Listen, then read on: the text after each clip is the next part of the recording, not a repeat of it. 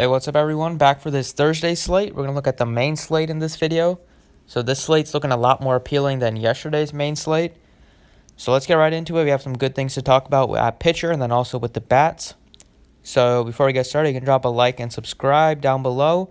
We have a nice 6-game slate, and all the games are going to be kicking off by 7:20 Eastern time except for the Dodgers game. So that will make for a nice late night hammer if you really want to just focus on that game. But we got some other good options in the earlier games. At pitcher, we have Cole and Kershaw, the two most expensive pitchers and the two best pitchers by far on the slate. I'm going to go with Garrett Cole here. He's similarly priced to Kershaw, even though he's been much better in terms of strikeouts. Kershaw's been good this season as well, but Garrett Cole's been on another level. All you see out of him is 6 and 7 innings over the last, since the beginning of June. He hasn't gone less than 6 innings, which is super impressive. He's gone at least 7 innings in five of his last 6 starts, and he has 11 or more strikeouts in 3 of 4. This Indians team doesn't strike out a ton, but we saw Verlander the other day just put up a huge strikeout game against them, and Garrett Cole definitely has that strikeout upside. And now that the Indians added in Puig and Reyes, both of those guys strike out a lot more than the replacements that they had before. So if they're in the lineup, that should be a little heavier. That should be more beneficial for Cole in terms of strikeouts. So it's just a solid matchup for him, considering that we don't have any other pitcher to really pivot from other than Kershaw, who is, I guess he's fine, but Garrett Cole is much more likely to get you 35 to 40 than Kershaw is. And second pitcher, I think you can look at a couple options down here. Trent Thorne, I think, is a really nice play at 68. Same with Wachowski at 71. I think it's a decent play given how well he's been pitching. But there's one pitcher that has more talent than both of them and is very cheap. I like Max Fried at just $5,800. I don't know why his price tag took a $2,000 hit after he'd been pitching well in some tough matchups. Put up 25 against the Cubs, put up 22 against the Brewers, was decent against the Phillies. He's just way too underpriced here in a matchup against the Reds, whose lineup obviously got a lot weaker against right-hander. Lineup got a lot weaker against left-handed pitchers with Puig out of there, and they also got rid of Jeanette. So the lineup is going to be pretty ugly, especially the bottom 5 to 9. You're going to get Peraza, Iglesias, probably Phillip Ervin, and then the catcher. So not a lot to worry about with this Reds lineup. Besides Suarez, I think is going to be the really scary piece, and maybe Senzel. But free at $5,800, too much upside to pass up, I think, in at least cash games.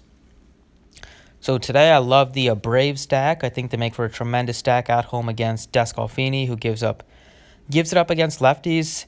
And the Braves have been swinging a very hot bat. They got some nice cheap hitters back like Duvall and Inciarte. And then you still got the studs they can build around. So I love the Braves stack a lot. And then I think you can mix and match with maybe a couple Red Sox, although I'm not going to be super high on them, and maybe some Dodgers. But really, the Braves are going to be my top stack of the day. I'm going to go with Freddie Freeman here at first base.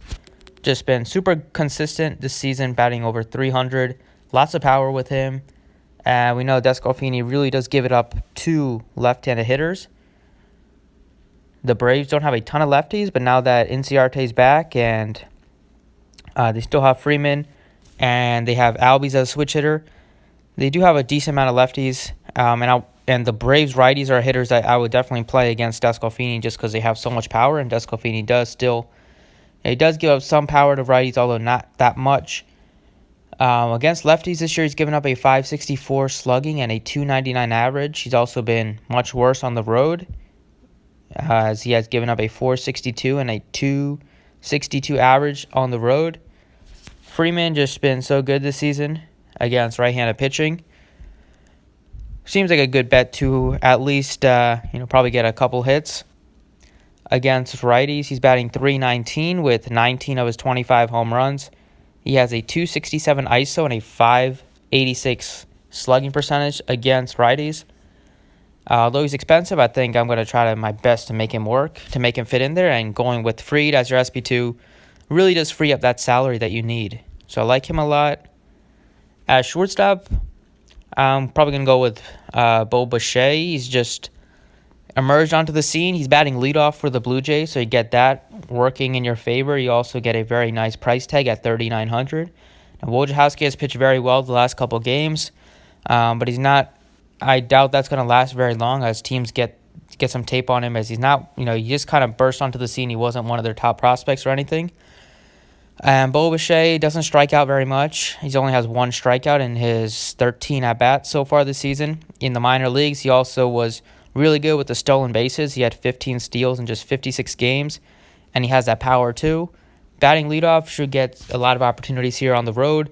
Nice, tremendous ballpark upgrade going from, they played in KC the last series. Now they're going into Baltimore for a 3,900 shortstop on a relatively weak position, I think. I think Bo Bichette makes for a great value at just $3,900. In the outfield, I like A.J. Pollock. Just way too cheap for Pollock. $3,600 facing a lefty. Last time against a lefty, he batted leadoff. That was in Coors, and he hit a home run on the first at bat. Now you're going to get to face a lefty here in Lucchesi. Lucchesi's been terrible on the road this season, and so going into Dodger Stadium is probably going to be a negative for him. He's been pretty good. Lucchesi's been pretty good, but the one thing he does struggle with is still right-handed power a little bit, and Pollock definitely has that against lefties. He's batting .386 against lefties this season with 3 home runs and just 44 at-bats. And he has a .205 ISO against lefties, just a 14% strikeout rate, and has a 43% fly ball rate. And for his career, Pollock's been mashing lefties. Average is at 281 career, and the ISO is at 222 and just a 14% career K rate. And if you look at Lucchesi, he's been respectable to both sides, but the Dodgers, they have one of the best lineups in baseball. And Pollock, if he's batting leadoff, makes for a great value play at just $3,600. Giving up almost a 400 slugging to righties, 12 home runs. And on the road, he's gotten really hit hard with a 6.48 ERA and a 5.09 slugging given up. So with this game being the last game and being taken off starting 3 hours later than all the other games, you're probably going to get some lower owned players in this game. So I think Pollock makes for a great play, although he's probably going to be popular, but hard to pass up on him. And then speaking of the Braves, I think Inciarte is a tremendous play at $3,700. So there's just a lot of good value on the slate. It's looking, pretty excited about this slate. You got a lot of good options to consider at pitcher, and then you also get some nice bats that you like that are in great spots. $3,700 for Inciarte. Since he's come off the injured list, he's done nothing but hit the ball. As you see, he has 15 or more Draftkings points in 4 out of his last 5 games, 20 in 3 out of 5. He has 2 home runs during that stretch. He has stolen base upside as well. And if he gets on base here against Escalfini, he can definitely take off. I like Inciarte a lot. He's really cheap. Even if he bats near the bottom of the order, I'll still play him just because I do expect the Braves to score a bunch of runs. So I don't think it's going to affect Inciarte. It should give him more opportunities to get RBIs down there. And I think the Braves are going to score a lot of runs, so he should still get his 4 or 5 at bats easily. But this year he's been good against righties. All 4 home runs against righties. The decent 169 ISO, doesn't strike out very much, and he has a lot of stolen base upside. And like I said, he's red hot right now since he's been back from an injury. And with Markakis dealing with an injury, he definitely wants to prove his worth before Markakis comes back so he doesn't lose any playing time. So I like Inciarte. And that does it. You still have $4,150 left to fill it out. But you got some nice plays in here at pitcher, and then you also get some great bats. So hopefully you enjoyed the video. You can drop a like if you did. And if I'm looking at some other teams I think you can look at, I think the Braves are my favorite. I'll talk about some other players I like. Basically like everyone here. I like Duvall a lot at $4,000. He's been on a great tear. If if Duvall's in there, Camargo, if he's going to be in there as a switch hitter, is a decent play at just $3,000. And then obviously you can pay up for Acuna. Donaldson's pretty cheap at just $43. Seems like a nice play. And then Albies. So I do like a lot of them. Here on the Cardinals facing Leicester, they have some nice prices on Tyler O'Neill at $33. Jose Martinez's great numbers against left-handed pitching. Makes for a good play at $35, probably at low ownership. And then I really like, hard not to like Goldschmidt at 44. Given his career numbers against lefties and the way he's been swinging the bat this month.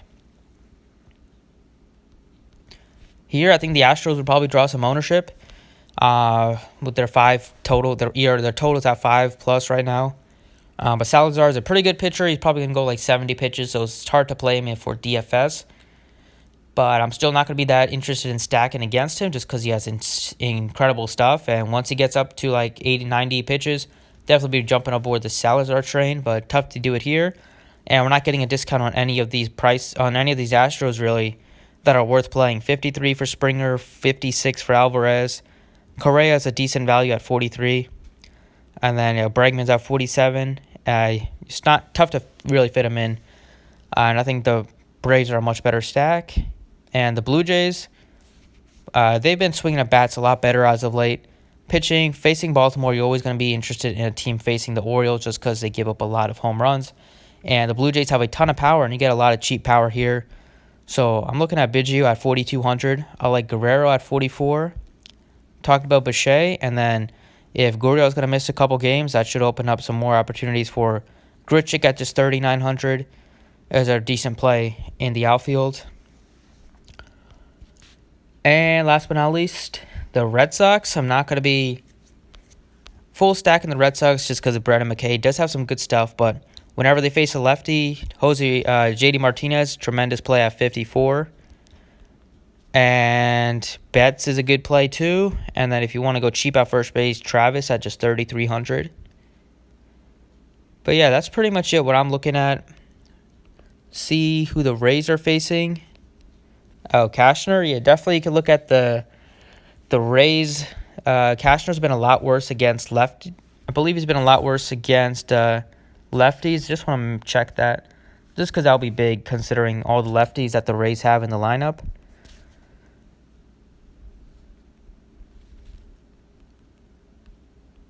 Let's see what. God.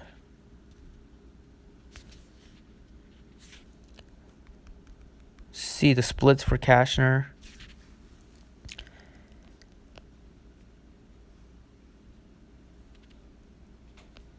So, actually, he's been a lot worse against righties. So, I know he was a little reverse splits.